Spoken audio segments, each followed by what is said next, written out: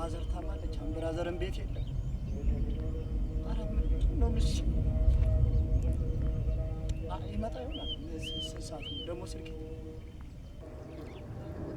ተበልቻለሁ። የሳምንት ስራ እንዳልገባሁ እንዳልተበላሁ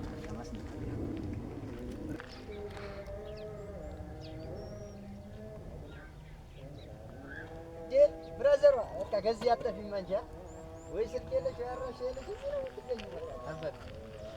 ብራዘር ምን ሰላም አለ? ምን እዚህ ደግሞ ድንጋይ ታሞቂያለሽ? ፈታ ብለሽ ነው የምትቀመጪው? ኧረ በእናትህ የሆነ ነገር አለ። ማዘር ታማለች ማለት አልገባኝም።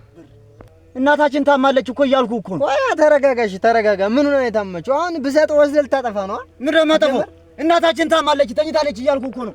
ሲጀመር እኔ ብር ማግኘት ብቻ ነው የምታየው። ያለኝም ብርም ከጓደኞቼ ጋር አጥፍቻለሁ። ምንም ብር የለኝም እና የሆነ ነገር አድርጊሽ። አሁን ከመጣበት የሆነ ጓደኛ የሚሆን ብቻ የለኝም ምንም ብር።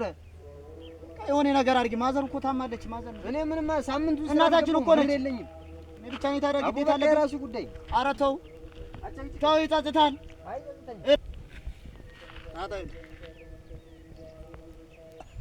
ለወንድም እኔ እኮ ለእናታችን እኮ የጠየኩ በቃ የሆነ ቦታ ሂጅ እንትን እላለሁ።